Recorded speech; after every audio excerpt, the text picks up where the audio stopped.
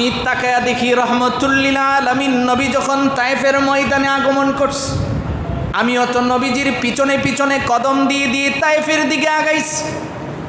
এমন সময় আমি তাকায়া দেখি তায়েফের ছেলেরা যখন নবীজির গায়ে পাথর মারতে শুরু করলেন। এই পৃথিবীর মানুষ শোনো, পাথরগুলি মাথাটা চোখা একদম পাথর ছিল। একটা পাথর মারে আর নবীজির গায়ের জামাটা বেদ করে যখন রক্ত ফিনকাড়ি দিয়ে বের হয়, আমি আস্তে করে করে নবীজির গায়ের দিক থেকে যখন আমি দেখলাম রক্তগুলি বের হচ্ছে, আমি আরেকটা চাদর দিয়ে নবীকে জড়ায়া ধরলাম। পাথর মারতে মারতে আপনার আমার নবীকে যখন বেহুশ করে দেওয়া হয়, নবীজি জমিনে বেহুশ হয়ে পড়ে গেছে। আবার হুশ আসছে, তারা আবার পাথর মারে। তৃতীয়বার নবীজি যখন বেহুশ হয়ে জমিনে পড়ছে, হুশ আসার পরে আমি আস্তে আস্তে নবীকে উঠায়া বসালাম। একটা পাথরের উপরে ধাক্কা দিয়ে নবীজি যখন বসলেন, এমন সময় নবীজি আসমানের দিকে হাত উঠায়া বলছিলেন, আল্লাহ, আমি তো বলেছি আলাইহি তাওয়াক্কালতু ওয়া ইলাইহি উনীব।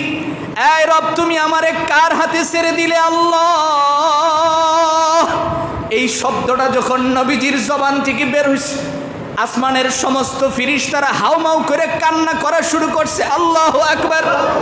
আসমানের ফিরিস্তারা যখন জারজার করে চোখের পানি ছেড়ে দিছে, রব্বুল আলামিন দাইকা বলেন, রব দাইকা বলতেছে, জিবরাইল আর দেরি করিস না, তাড়াতাড়ি চলে যা। এবার জিবরাইল জমিনে আসছে, আয়েশা নবীর কাছে দাঁড়ায়া বলেন, ইয়া রাসূলুল্লাহ, আপনি বলেন না আমি কি করব? আপনি নেহায়েত কাবিল ইহতিরাম উপস্থিত দেশ ও জাতির কর্ণধার হযরত উলামায়ে কেরাম, অত্র এলাকার বিভিন্ন অঞ্চল থেকে আগত ইসলাম প্রিয় মুসলিম ভাইরা, মহান রব্বে করিমের দরবারে অসংখ্য গণিত শুকর আদায় করছি, যিনি অত্যন্ত দয়া করে মেহেরবানি করে আমাদের হায়াতটাকে দীর্ঘায়িত করে সুস্থ শরীরে পবিত্র জুমার দিনে আল্লাহর ঘর মসজিদে বসে নামাজের পূর্বে কোরআন ও হাদিস থেকে কিছু কথা শোনার তৌফিক দিয়েছেন। এই জন্য আমরা সকলেই পড়ছি আলহামদুলিল্লাহ। মোহতারাম ভাই, আমি ধারাবাহিকতার আলোকে আপনাদের সামনে সূরাতুশ শুরার 10 নম্বর আয়াতটাকেই তিলাওয়াত করেছি এবং 11 নম্বর আয়াতের কিছু অংশ তিলাওয়াত করেছি। আল্লাহ রাব্বুল ইজ্জত ওয়াল জালাল যেন তিলাওয়াতকৃত আয়াত এবং হাদিসের আলোকে আমাকে ইখলাসের সহিত কিছু কথা বলার এবং আপনাদের সকলকে আমল করার নিয়তে শোনার তৌফিক দান করুন। সকলে বলি আমিন। মোহতারাম ভাই, আমরা ধারাবাহিকভাবে শুনতেছিলাম আল্লাহ রাব্বুল আলামিন নবীজিকে বলেন, হে রাসূল, আপনি বলেন, যালিকুমুল্লাহু রাব্বি আলাইহি তাওয়াক্কালতু ওয়া ইলাইহি উনীব। হে রাসূল, আপনি বলেন পৃথিবীর মানুষদেরকে যে আমি তাওয়াক্কুল করি একমাত্র কার উপরে? আল্লাহর উপরে। আমাদের ভরসা হবে কার উপরে? আল্লাহর উপরে। তারপরে আল্লাহ তাআলা বলেন, ওয়া ইলাইহি উনীব, আপনি বলেন যে আমি কেবল আল্লাহর দিকেই মনোনিবেশ করি, কেবল আমি আল্লাহ তাআলা কি বলেন এটার দিকেই তাকায় থাকি। গোটা দুনিয়া একদিকে আর আল্লাহ রাব্বুল আলামিন একদিকে থাকবে, এটাই সিস্টেম। যে আমার সবচেয়ে বড় চাওয়া হবে যে আমার রব আমাকে কি বলেছেন, আল্লাহ আমাকে কি শুনিয়েছেন, রব্বুল আলামিন আমাকে কি শিক্ষা দিয়েছেন, এটা হবে আমার চাওয়া পাওয়া। এই জন্যে আল্লাহ তাআলা নিজেই নবীকে শিখাইছেন।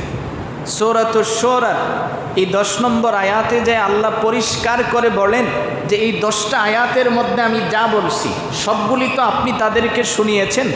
এবার বলেন যে একমাত্র ভরসা হবে কার উপরে? আল্লাহর উপরে।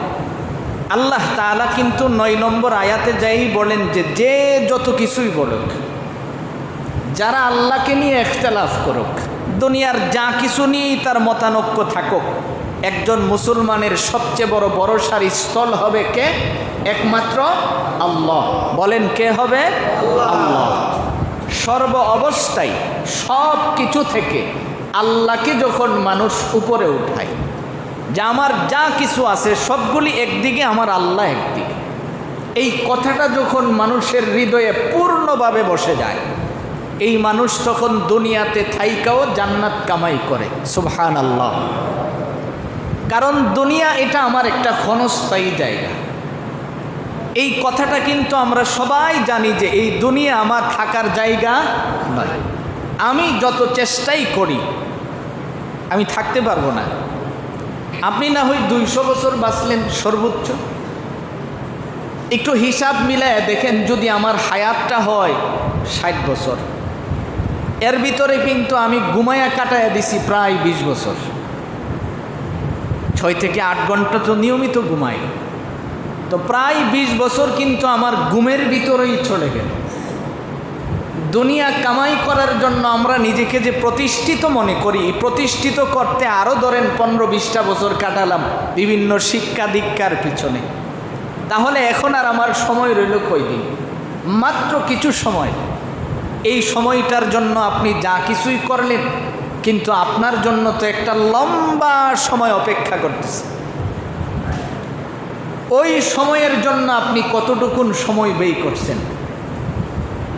হাদিস শরীফের মধ্যে রাসূল আকরাম সাল্লাল্লাহু আলাইহি ওয়াসাল্লাম বলেন, কেউ যদি আল্লাহর উপরে ভরসা পূর্ণভাবে করে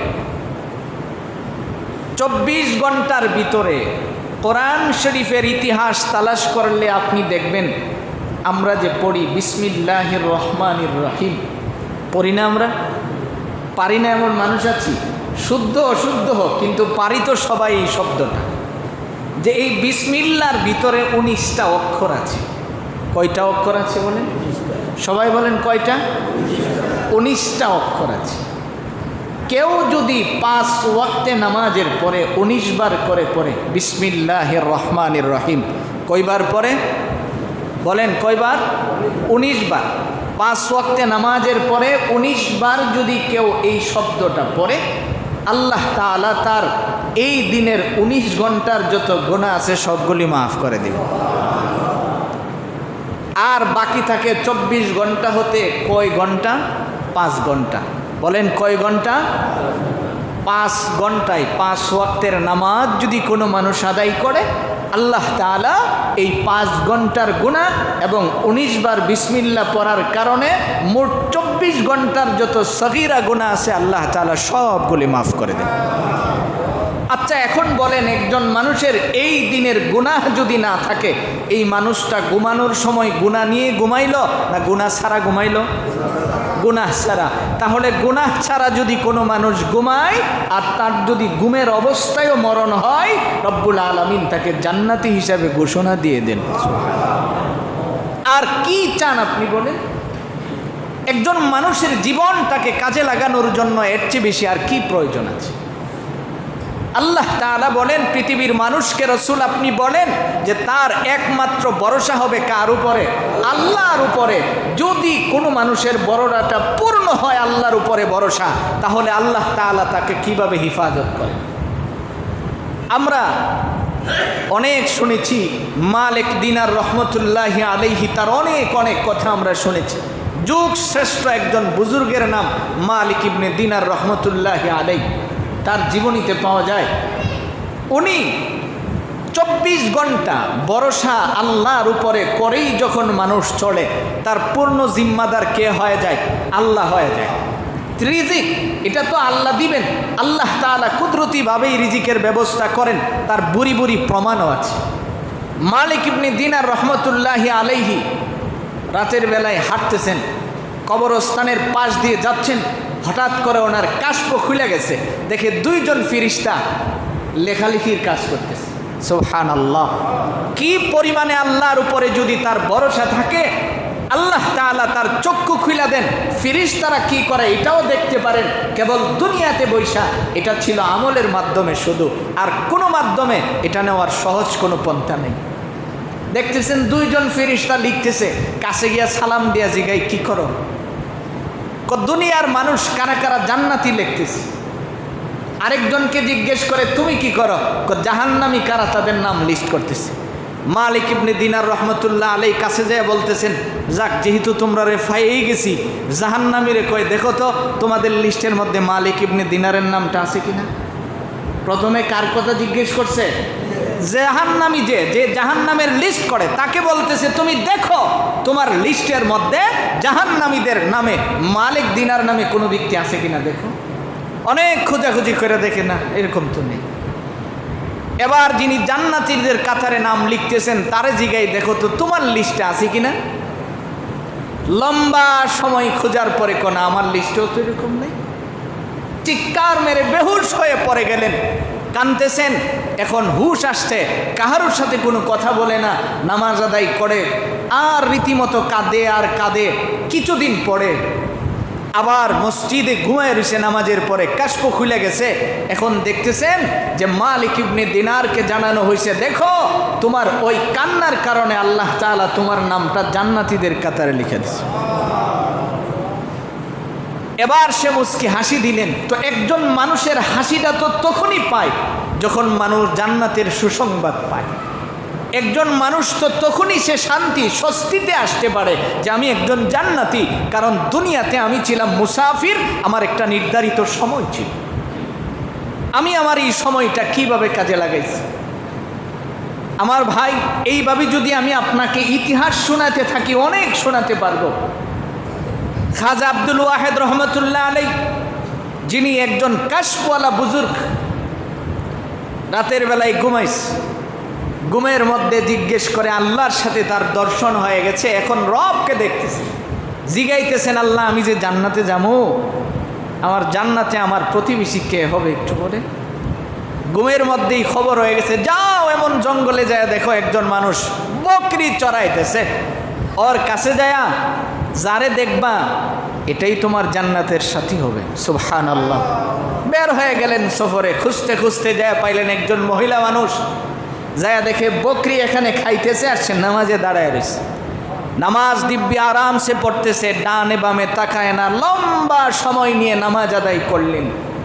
নামাজ শেষ হওয়ার পরে সালাম ফিরাইয়া পিছনে তাকাইছে না, না তাকাই কই আব্দুল ওয়াহেদ কেন আসছো এখানে, তোমার সাথে তো আমার জান্নাতে দেখা হওয়ার কথা। সুবহানাল্লাহ। বলে তোমার সাথে আমার দেখা তো জান্নাতে হবে, তুমি দুনিয়াতে কেন আসলে আমার সাথে দেখা করতে। এবার শেখ আব্দুল ওয়াহেদ রহমতুল্লাহ আলাই জিজ্ঞেস করে, এই মাইমুনা তুমি জানলে কি করে আমি তোমার পিছনে দাঁড়িয়ে আছি। এবার মহিলা জবাব দেয়, তুমি যেইভাবে আমার সংবাদ জানছো আমিও এইভাবেই জানছি। সুবহানাল্লাহ। তোমার সাথে যদি রবের বেশি ভালোবাসা থাকতে পারে, আমার সাথে তো ওনার কোনো দুশ্মনী নাই, কাজেই তুমি যে আসবা এই সংবাদ রব তোমাকে দিয়েছেন, আমাকে দিবে না, এটা হয় না। এই জন্যে আল্লাহ তাআলা বলেন, রসুল আপনি দুনিয়ার মানুষদেরকে বলেন না ওরা যা কিছু করুক না কেন সমস্ত কিছুর উপরে তারা যেন ভরসা করে কার উপরে, আল্লাহর উপরে। সর্ব অবস্থায় আমাদের ভরসা হবে কার উপরে, আল্লাহর উপরে। আল্লাহর উপরে যদি কেউ ভরসা করতে পারে, রব্বুল আলামিন কত সুন্দর করে বলেন, যালিকুমুল্লাহু রব্বি আলাইহি তাওয়াক্কালতু ওয়া ইলাইহি উনীব। হে রাসূল আপনি বলেন যে আমি একমাত্র ভরসা করি কার উপরে, আল্লাহর উপরে, আর সবচেয়ে বেশি মনোনিবেশ করি আমি কার উপরে, আল্লাহর দিকেই। কারণ আল্লাহ তাআলা যা বলেন তা আমি শুনি এবং তা আমি আমার উম্মতকে করতে বলি।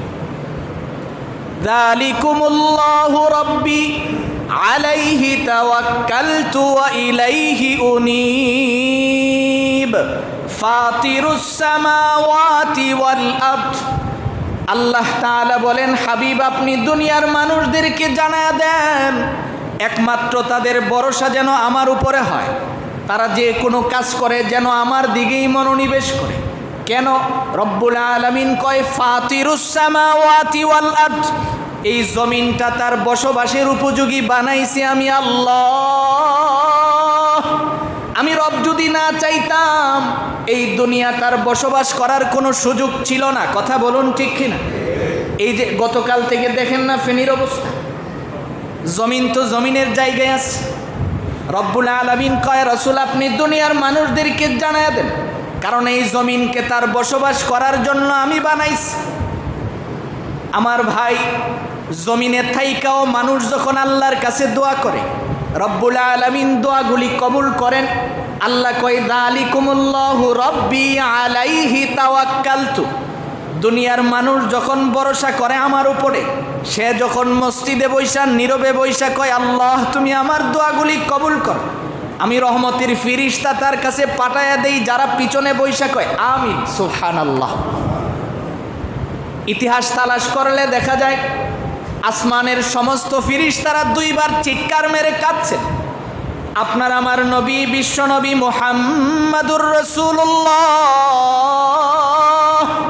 সাল্লাল্লাহু আলাইহি ওয়াসাল্লাম যখন তায়েফের ময়দানে রওনা করছে, নবীজির পালক পুত্র যায়েদ ইবনে হারেসা বলেন পৃথিবীর মানুষ শুনো, আমি তাকায়া দেখি রহমতুল্লিল আলামিন নবী যখন তায়েফের ময়দানে আগমন করছে, আমিও তো নবীজির পিছনে পিছনে কদম দিয়ে দিয়ে তায়েফের দিকে আগাইছি। এমন সময় আমি তাকায়া দেখি তায়েফের ছেলেরা যখন নবীজির গায়ে পাথর মারতে শুরু করলেন। এই পৃথিবীর মানুষ শুনো, পাথরগুলি মাথাটা চোখা একদম পাথর ছিল, একটা পাথর মারে আর নবীজির গায়ের জামাটা বেদ করে যখন রক্ত ফিনকারি দিয়ে বের হয়, আমি আস্তে করে করে নবীজির গায়ের দিক থেকে যখন আমি দেখলাম রক্তগুলি বের হচ্ছে, আমি আরেকটা চাদর দিয়ে নবীকে জড়ায়া ধরলাম। পাথর মারতে মারতে আপনার আমার নবীকে যখন বেহুশ করে দেওয়া হয়, নবীজি জমিনে বেহুশ হয়ে পড়ে গেছে। আবার হুশ আসছে, তারা আবার পাথর মারে। তৃতীয়বার নবীজি যখন বেহুশ হয়ে জমিনে পড়ছে, হুশ আসার পরে আমি আস্তে আস্তে নবীকে উঠায়া বসালাম।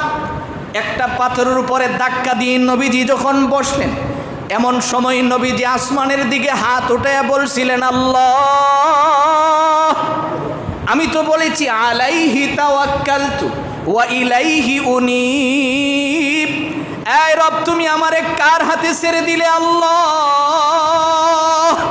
এই শব্দটা যখন নবীজির জবান থেকে বের হয়েছে, আসমানের সমস্ত ফিরিস্তারা হাউমাউ করে কান্না করা শুরু করছে। আল্লাহু আকবার।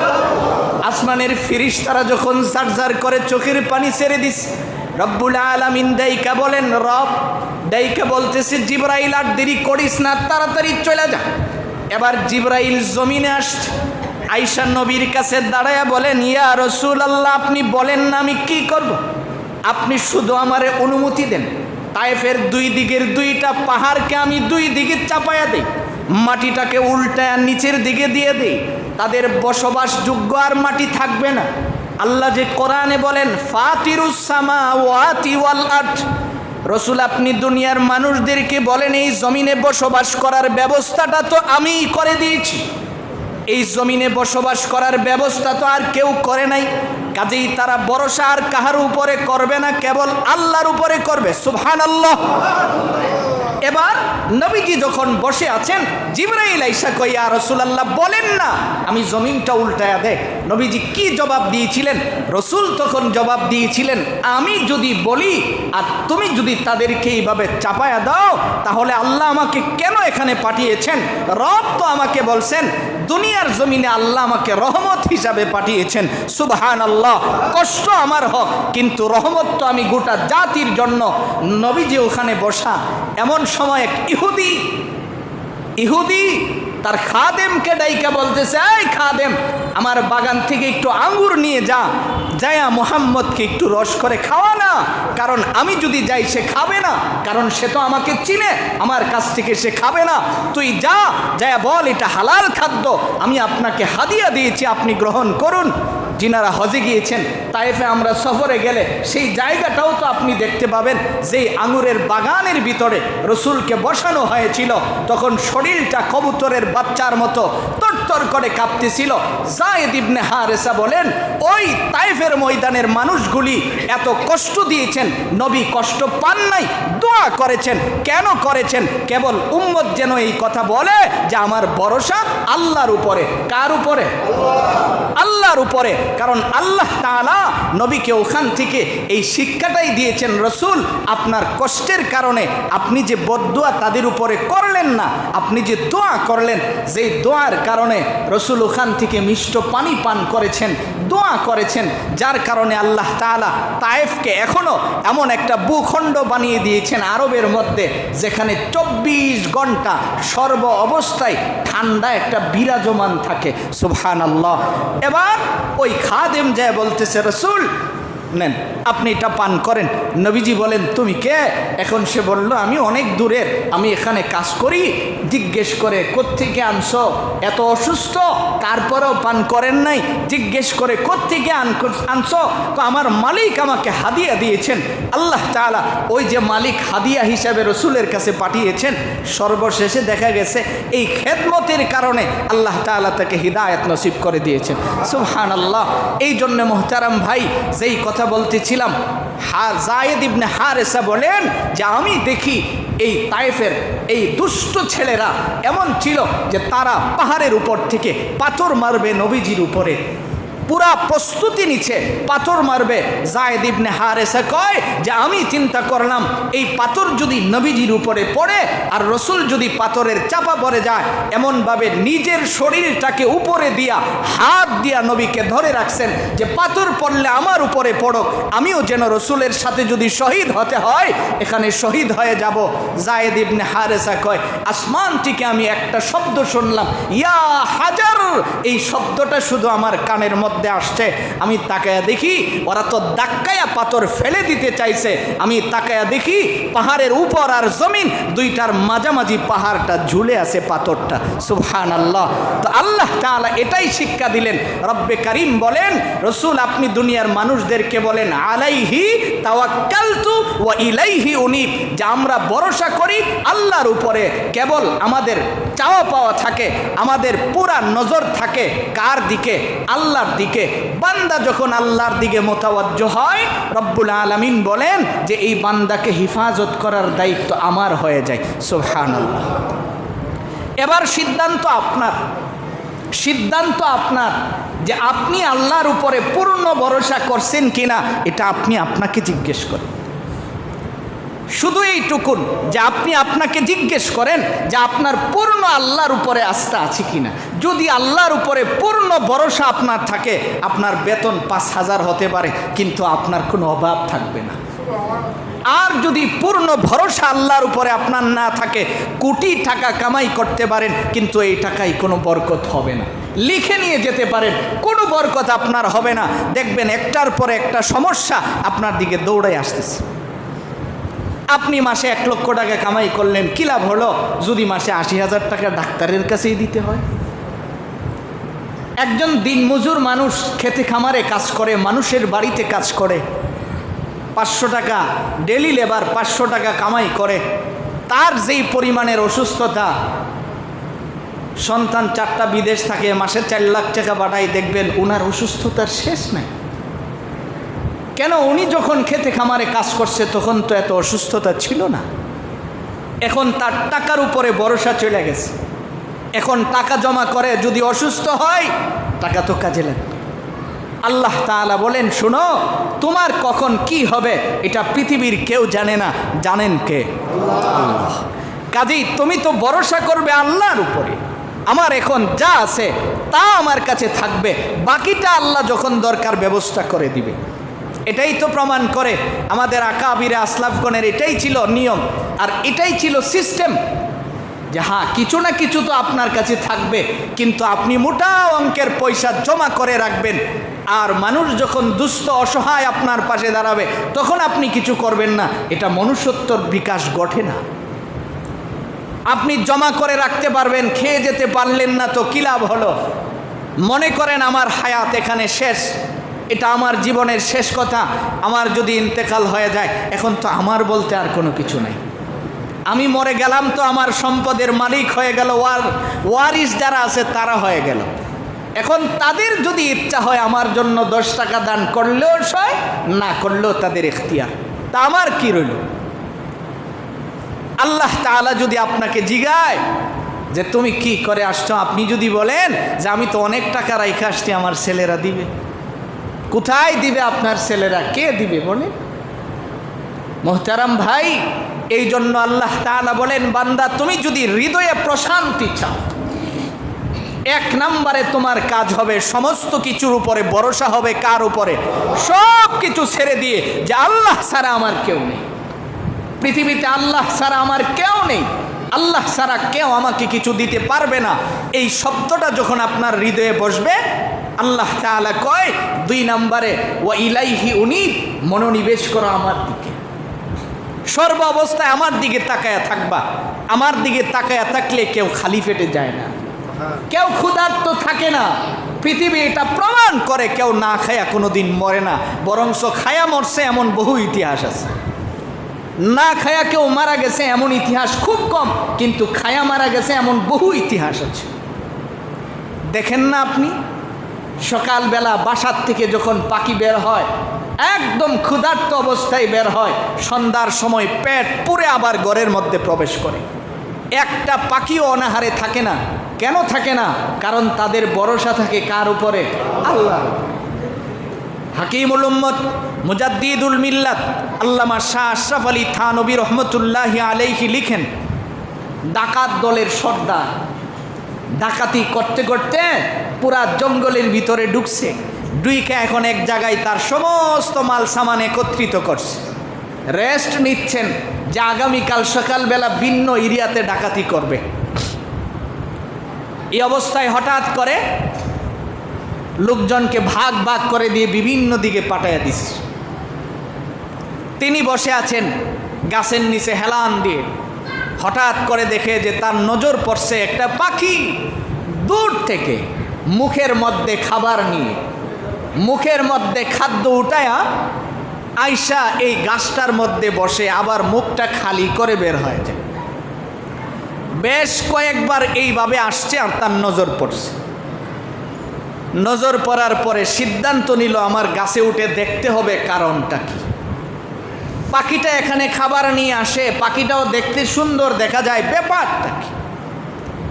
এবার সে গাছে উঠছে, ওঠার পরে দেখে গর্তের ভিতরে বিশাল আকৃতির একটা সাপ হাঁ করে বসে আছে। ভয় পেয়ে গেলেন, আমি যে উঠছি আমি নামতে পারবো কিনা। কিন্তু দেখে হা যে করছে, মুখ নাড়ে না, ডানে বামে যায় না। আস্তে আস্তে হাতটা কাছে দিলেন, তারপরেও দেখে নড়ে না। এবার সে শিওর হয়েছে এই সাপ চোখে দেখে অন্ধ, তার চোখ খোলা নাই, এখন সে কিছুই দেখতে পায় না। এবার সে বুঝতে পারছে পাখিটা দূর থেকে যে খাবার নিয়ে আসে, এই খাবারটা তো কেবল সাপটাকে খাওয়ানোর জন্যই নিয়ে আসে।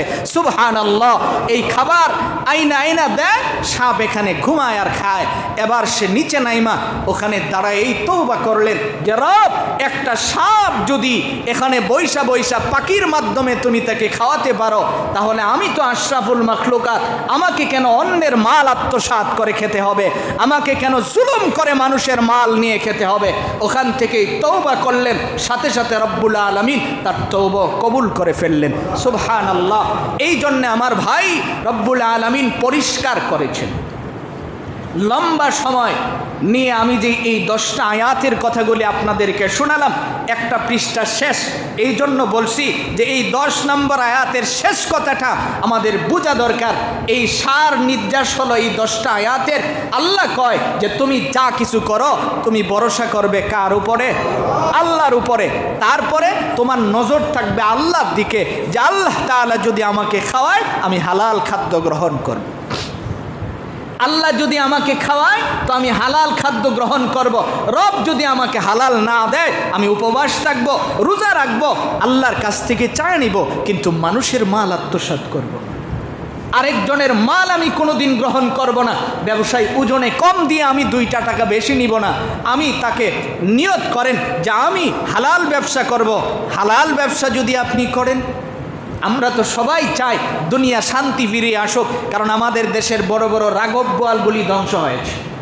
এখন আমরা যারা সাধারণ মানুষ আছি, আমাদের উচিত আমরা যদি নিজেরা সৎ হয়ে যাই, দেখবেন আমাদের সমাজ, আমরা যদি আল্লাহর উপরে ভরসা করতে শিখি আর ওয়া ইলাইহি উনীব, রবের দিকে নজর করতে শিখি, তাহলে আমাদের দেশটা শান্তির একটা দেশ হবে। আমাদের দেশ শান্তির দেশ হতে বাধ্য, কারণ আমাদের দেশে মানুষ এখনো যেই পরিমাণের নামাজ আদায় করে, অসহায় মানুষ দেখলে আমরা যেই পরিমাণে দৌড়ে তাদের পাশে দাঁড়াই, গোটা পৃথিবী এটা নজির আছে। গোটা পৃথিবীর মধ্যে এটা কি আছে? নজির আছে। আমাদের দেশের মানুষগুলি মানবিক। কেন? কারণ আমরা মুসলমান, মানবিকতার ধর্মেই তো আমরা আছি। যেই কথা বলতেছিলাম আমার ভাই, আপনার যদি ভরসা আল্লাহর উপরে হয়, রব্বুল আলামিন কুদরতিভাবে আপনার ফয়সালা করবেন। আপনি তো মনে করেন যে আমি যদি ব্যবসা করে একটু টুকটাক 2 নম্বরই না করি তাহলে হইল? আল্লাহ তাআলা বলেন তুমি আমার উপরে ছেড়ে দাও, ভরসাটা আমার উপরে করো, তুমি আমার উপরে ছেড়ে দাও, দেখবা আমি তোমাকে কি পরিমাণে বরকত দিচ্ছি, তখন তুমি নিয়ে শেষ করতে পারবে না। আল্লাহ তাআলা যদি কাউকে দেয়, কেউ কি নিয়ে শেষ করা সম্ভব? কোনোদিন আপনি নিয়ে শেষ করতে পারবেন না। রব্বুল আলামিনের কাছ থেকে চায়া নিতে হবে, 2 নম্বরই করে নয়। আল্লাহ তাআলার কাছ থেকে যদি চায়া নিতে হয়, আল্লাহ তাআলা কই কেন আমার কাছে চাইবা, অন্য কারো কাছে তুমি চাইতে পারো না, কারণ ফাতিরুস সামাওয়াতি ওয়াল আরদ, এই আসমানকে আমি বানাইছি আর জমিনটাকেও কে বানিয়েছে? কোন নেতা দিছে? কাজী সাবধান, ভালো করে মনে রাখবেন, এই জমিন আল্লাহ বানিয়েছেন আমাদের বসবাসের যোগ্য। আল্লাহ তাআলা 11 নম্বর আয়াতে যায় বলেন ফাতিরুস সামাওয়াতি ওয়াল আরদ, জমিনকে আমি বানিয়েছি তোমাদের জন্য। কেন? এই জমিনটাতে তোমরা যেন বসবাস করতে পারো। এরপরে আল্লাহ তাআলা কই জাআলা লাকুম মিন আনফুসিকুম আজওয়াজা ওয়া মিনাল আনামি আজওয়াজা। এরপরেও কি তোমরা আমাকে বিশ্বাস করবে না যে এই জমিনে আমি যা কিছু বানিয়েছি জোড়ায় জোড়ায় তো আমি সৃষ্টি করেছি? কিভাবে সৃষ্টি করেছেন? জোড়ায় জোড়ায় আমি সৃষ্টি করেছি। কেন? কারণ জমিনে যদি পুরুষ এবং মহিলা না থাকে তাহলে মানুষ তো এখান থেকে হবে না। মানুষ হবে, বংশ বিস্তার হবে না।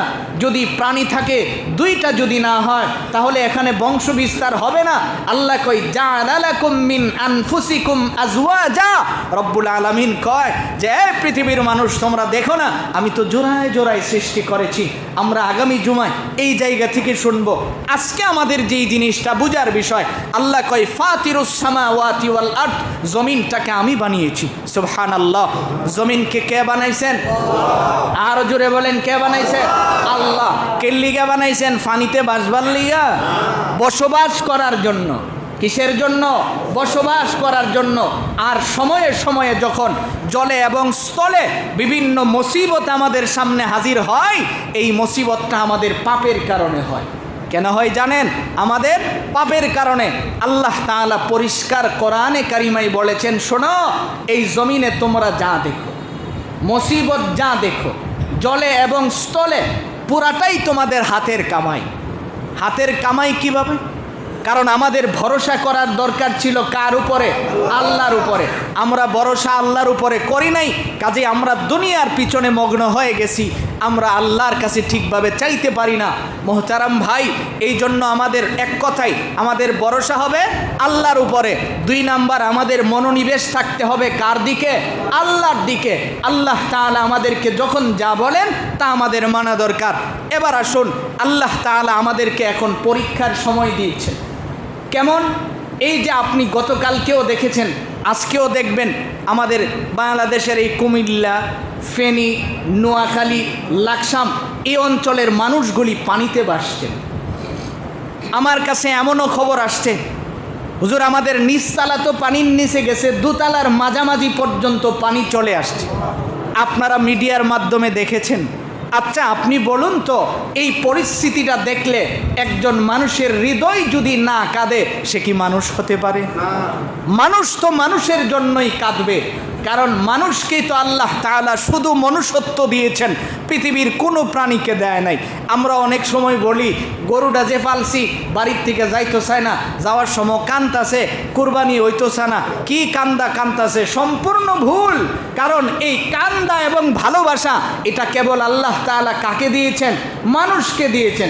গরুরে কানবার যোগ্যতা দিছে না, এর লিগে কান্দে। আপনি মনে করেন না যে আমনের বাড়িতে যাইতেছে দীক্ষা কান্দাছে। আল্লাহ তাআলা মানুষকে বানিয়েছেন কেবল মানুষের জন্য, কাদার জন্য। হাসরের দিন রব্বুল আলামিন জিজ্ঞেস করবেন যে আমি যে তোমাকে মানুষত্ব দিয়েছিলাম, আমি যে তোমাকে মানুষত্ব দিয়েছিলাম, গোটা পৃথিবী কাঁপিয়ে তুলেছে। বিশ্বাস করুন আর না করুন, গত রাত্রে আমি 1 মিনিটও ঘুমাতে পারিনি। একটা মিনিটও আমার চোখে ঘুম আসে নাই। কিছু কিছু মানুষ বিভিন্ন দেশ থেকে, কারণ আমাদেরকে তো বিভিন্ন দেশে মানুষ চিনে, বিভিন্ন দেশ থেকে মেসেজ আসতেছে, হুজুর আপনি যারা কাজ করতেছে, আপনাদের হেফাজতের কর্মীরা যারা কাজ করতেছে, বিভিন্ন লোকেরা কাজ করে, আপনাদের সাথে যোগাযোগ আছে, একটু মেহরবানি করে বলবেন যে আমার বাড়ির এমন লোকগুলি এমন বিপদে আছে। মোহতারাম ভাই, আপনাদের কাছে আমার প্রশ্ন যে মানুষ তো মানুষের কাজেই থাকবে, কথা বলুন ঠিক কিনা? কোনো মানুষ যদি মানুষের কাজে আমরা দোয়াটুকুন না করতে পারি, আজকে যদি আমার এমন হতো, আমার দিক থেকে আপনি চিন্তা করেন যে আমার ভারীটা যদি পানিতে নিয়ে যেত, আমরা এইভাবে বসে কথা বলতে পারতাম? হাজার হাজার মসজিদ পানির নিচে, আমি আপনি জুমার নামাজের জন্য মসজিদে হাজির হয়েছি, তারা তো এইভাবে হাজির হতে পারে না, পানির উপরে কাতরাচ্ছে। 1-2 দিন গেলে বুঝতে পারবেন কি পরিমাণে মানুষ মৃত্যুবরণ করছে। কারণ গতকালকে তো খালি পানি আসার সময় ছিল। আল্লাহ তাআলা এই জন্যই বলেন যে রসুল আপনি পৃথিবীর মানুষদেরকে বলেন তারা যেন শিক্ষা গ্রহণ করে। একজন মানুষ বিপদে পড়বে, আরেকজন তার সহযোগী হবে, এটাই তার বাস্তব প্রমাণ। মদিনাতে দুর্ভিক্ষ দেখা দিছে, খলিফাতুল মুসলিমিন হজরতে ওসমান গনির 10 ট্রাক বুঝায়, অর্থাৎ 10টা উট বুঝায় মাল আসছে। বড় বড় ব্যবসায়ীরা ওনার কাছে হাজির হয়েছে, হাজির হয়ে বলছেন যে আপনারা কারা আছেন, এই মালগুলি আমরা আপনাকে দ্বিগুণ লাভ দিব। আপনি 1 টাকা দিয়ে মাল কিনছেন, আপনাকে আমরা ডাবল দিব, 3 টাকা দিব, আমাদের কাছে বিক্রি করে দেন। ওসমান গনি বলেন বিক্রি করব না। তাহলে আমরা 4 টাকা দিব 1 টাকার বিনিময়ে। উনি বলেন তাও করব না। সর্বশেষ তারা জিজ্ঞেস করে, মিয়া 1 টাকার মাল 4 টাকা কইছি, এরপরও আপনি দেন না, তো কয় টাকায় বেচবেন? ওসমান গনি মুচকে হাসি দিয়া বলেন, আমি তো আমার আল্লাহর কাছে 10 গুণ বেশি দিয়া বিক্রি করে দিছি। সমস্ত মালগুলি অসহায় মানুষদের জন্য উনি বিলিয়ে দিয়েছেন, যার কারণে আল্লাহর রসুল তাকে উপাধি দিয়েছেন জিন্নুরাইন, 2টা নূরের অধিকারী ছিল ওসমান, যে ওসমানের জন্যে রসুলের পাশে কবরের জায়গাও থাকে। মোহতারাম ভাই, এই জন্যে আমার ভাই যেটা বলতেছিলাম, অসহায় যখন মানুষ হয়ে যায় আমাদের কাজ তাদের পাশে দাঁড়িয়ে যাওয়া। কাজেই আমরা সিদ্ধান্ত নিয়েছি, আপনাদের এই গ্রামের উলামা পরিষদের পক্ষ থেকে আমাকে বড় হুজুর বলেছেন উনিও যাবেন, আমিও ওখানে যাব। সারা বাংলাদেশে আজকে বন্যার্তদের জন্য সাহায্যার্থে আমার যা আছে যতটুকুন আছে, কারণ তাকওয়া করেই, আল্লাহর উপরে ভরসা করেই আমি থাকব। আমার যদি 100 টাকা থাকে, আমি চেষ্টা করব ওখান থেকে 10টা টাকাও যেন হয় আমি তাদের পিছনে ব্যয় করি। পারবো না ইনশাআল্লাহ আমরা? আল্লাহ তাআলা আমাদেরকে যাজায়ে খায়ের দিবেন। যেই সকল মাসুম বাচ্চাগুলি মিডিয়াতে দেখলাম, ছোট একটা বাচ্চা পানির উপরে কাতরাচ্ছে, আপনি বলেন যে আমার বাচ্চাটা যদি এমন হয়, কে কার সন্তানকে ভালোবাসে না? আমি নিজে দেখেছি, প্রথম দিন বৃষ্টির সময় আমি আখাউড়াতে দেখতে গেছি। আমি বাসার থেকে ওখানে যাওয়ার পরে আমার পাশের বাসার একজন মহিলা অন্তঃসত্ত্বা 8 মাসের মারা গেছে ওখানে। তা আপনি বলেন যে এই মহিলাটা পানিতে পড়ে আসতেছিল, রশি হাত থেকে ছুঁইটা গেছে, বাড়ি খায়া ব্রিজের রেলিংয়ের মধ্যে মাথা ফাইটা ওখানেই মারা গেছে। আচ্ছা আপনি বলেন যে এই অবস্থায় তার মৃত্যুটা কেমন হয়েছে? যারা সারা রাত পানির উপরে কাতরাচ্ছে। আমরা ফিলিস্তিনে দেখেছি, ফিলিস্তিনের মানুষ 1 ফোঁটা পানির জন্য কাঁদে, আর আমার দেশকে আমরা দেখছি যে পানির উপরে বাসমান মানুষগুলি কাঁদে। তো আমরা যদি এই মুহূর্তে তাদের সহযোগিতায় হাত বাড়াই, তাহলে আমরা আল্লাহর কাছে এটা পাবো যে রব, আমাদের সাধ্য অনুযায়ী তোমার মাখলুকগুলিকে বাঁচানোর চেষ্টা করেছি।